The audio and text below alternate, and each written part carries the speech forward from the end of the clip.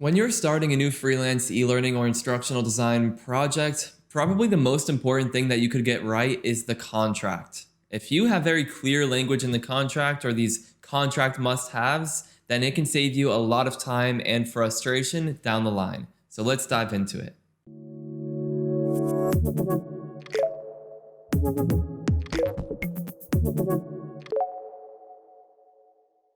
So many newer freelancers are very happy when they land a project. They're just excited to have the work and to have a client who's interested in paying them to, use their craft to create a project for them.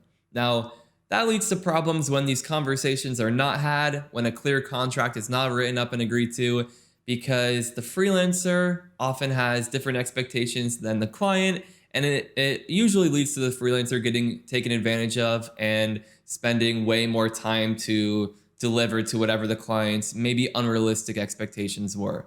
I was in this position. Many freelancers are in this position when they're just getting started. So hopefully this video will help you avoid some of the mistakes that so many of us have made in the early days.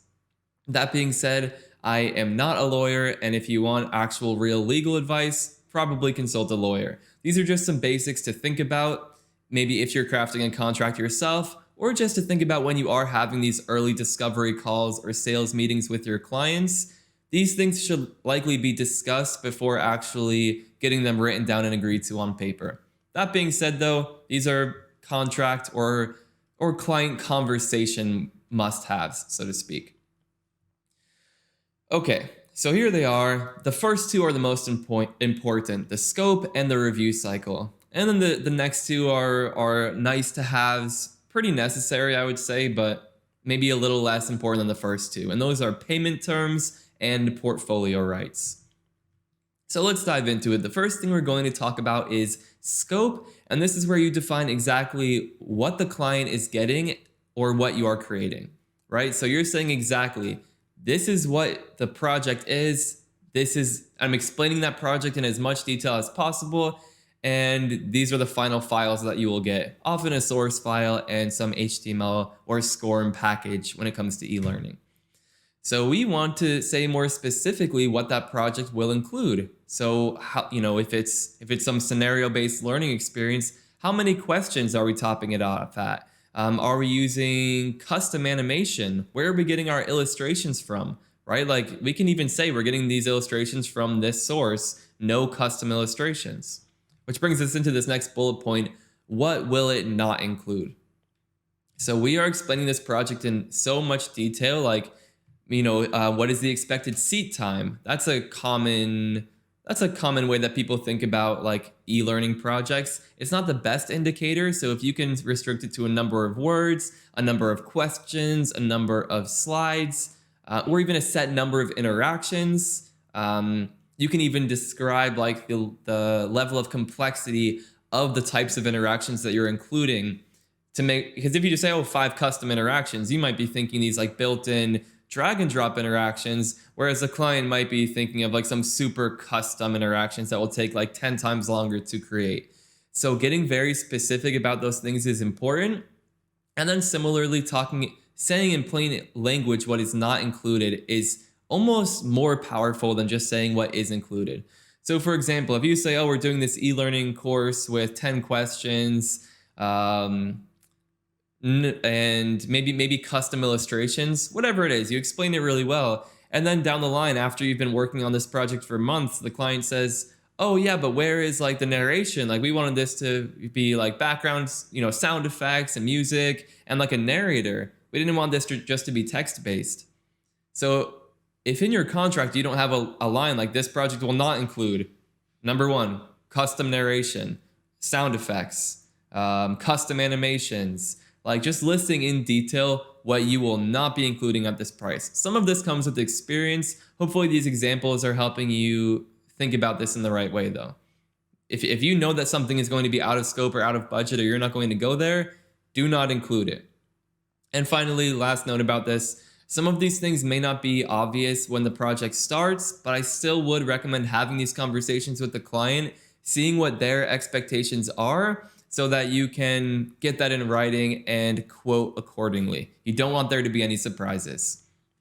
Okay, and one more little thing. If that does happen, if one of the, on that will not include list, if the client changes their mind and says, actually, I do think this would be way better with custom illustration or custom narration or whatever it is, at that point, maybe you can do it, but you're going to charge money for it, right? Like the client recognizes this thing I agreed to here, that was not included, so obviously it's going to have to cost something additional. And in that case, it's usually a win-win. Maybe you don't mind doing the extra work as long as you're getting paid for it.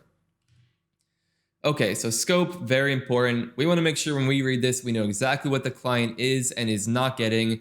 And so if they forget down the line and they start asking for something, you have this contract to refer back to, and you can point to it right here in the statement of work.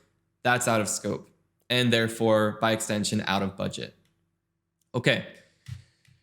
Review cycle. This one is equally as important, if not more important than scope. And the reason for this is because with some projects, you might put your head down, work on this thing for 1 or 2 weeks straight. You spend all of your time creating this beautiful e-learning project, and then you give it over to the client, and then they might just tear it to pieces and say, oh, that art direction isn't what we were going for. Oh, this text, we want to make all these text changes. We want this interaction to be something else.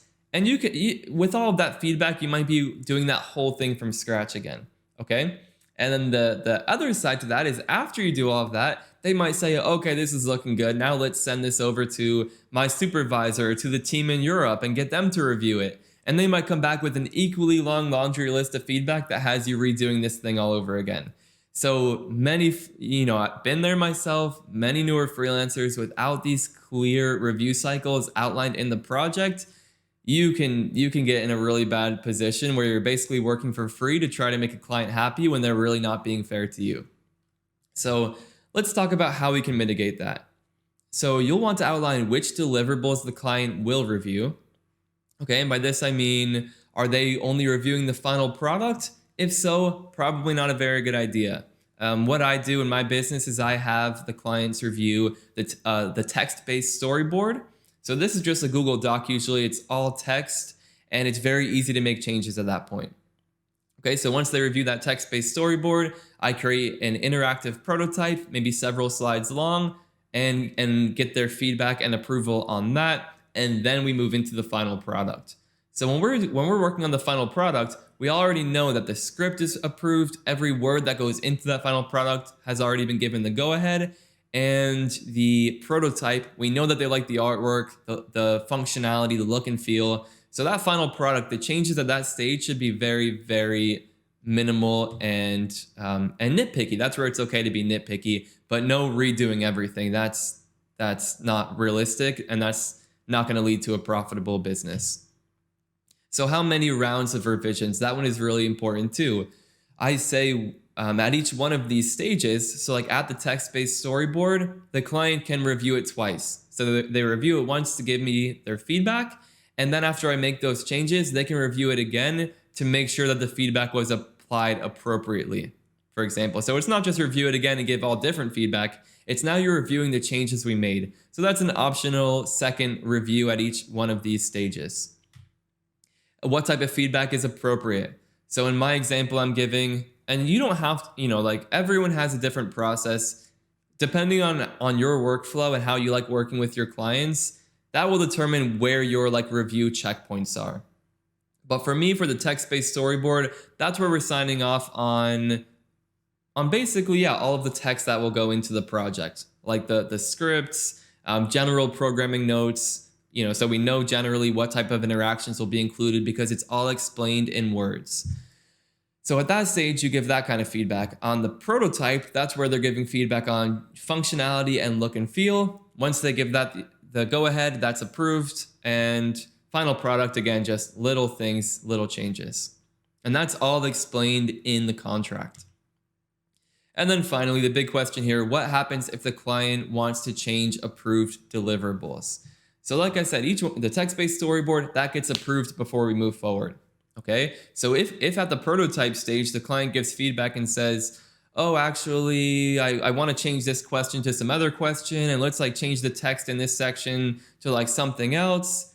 I say in my contract, I say any changes made to one of those deliverables that have been approved, in this case, the script and all of the text for the course. If the client wants to request a change to that after it's been approved, then it will be made at my discretion and may incur additional costs.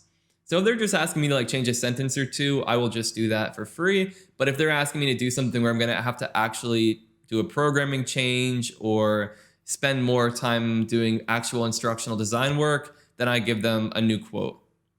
And they pay. So they understand, this is on us. This change came after we already approved this thing, and we knew from the beginning working with Devlin it would cost additional money if this situation were to come up, right? So very important, this review cycle. It's worth spending the time thinking about where you want that feedback and wording in your contract once this deliverable has been approved, and by extension, what that deliverable stood for. Text-based storyboard, all of the text is approved.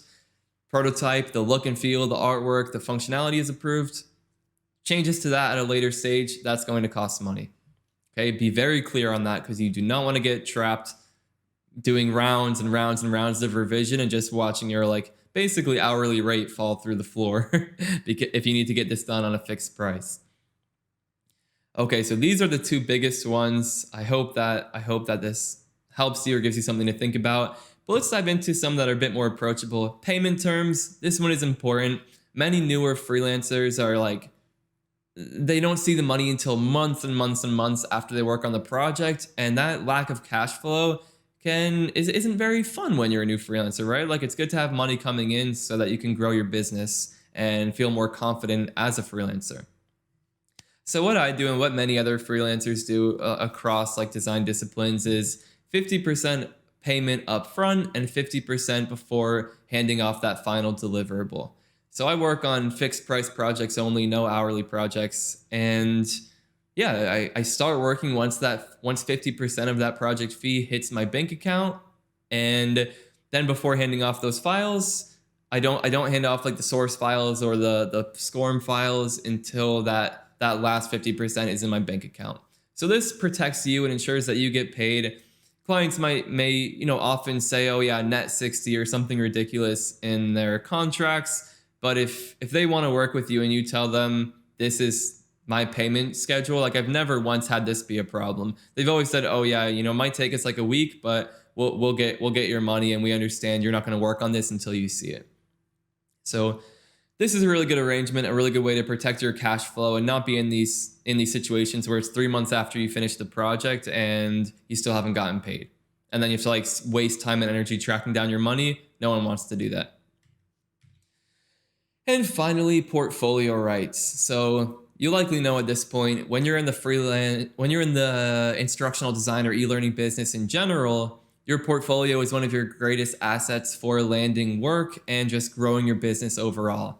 If you don't have a portfolio and you are new to it, then definitely check out my how to create an e-learning portfolio video.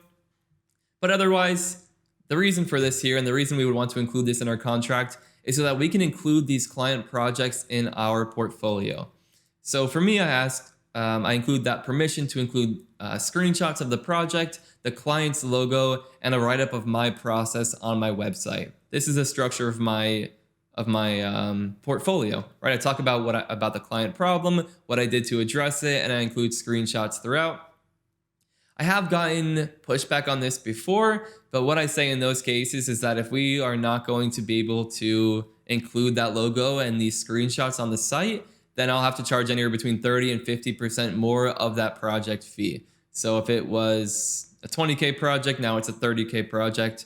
And I explained the reason for that, of course, is because part of the value in taking on any new work is this, it is this portfolio rights. It is the ability to include it on your site and land future work down the line. So when they take away that opportunity to leverage this project to land future projects, obviously you would need to charge more on that project to kind of compensate for that lost value. So every time I've mentioned that, the clients have always said, okay, we're going to just keep talking this out with legal and we'll get the approval. So yeah, it's one of those things, right? It's always a negotiation. And when it comes to growing your business, your portfolio is so important that this likely isn't something you just want to roll over on and say, oh, no problem. Yeah, I just won't include any of it on my portfolio. So there we have it. I hope that this was helpful. Don't make some of these mistakes. I mean, part of it, of course, is learning from experience. Like, you are going to make mistakes as a newer freelancer. It's kind of inevitable. And part of the value of making those mistakes is just learning from them so that going forward, you can protect your time better. You can work with better clients. And yeah, you learn things like what I talked about in this video, so that now I'm not still where I was the first year, where I was just like really unhappy in some of these projects I was on. So again, if this was helpful, please go ahead and give it a thumbs up. Check out that portfolio video if you do not have a portfolio yet, and subscribe for more freelance e-learning content like this to come. I will see you in the next video.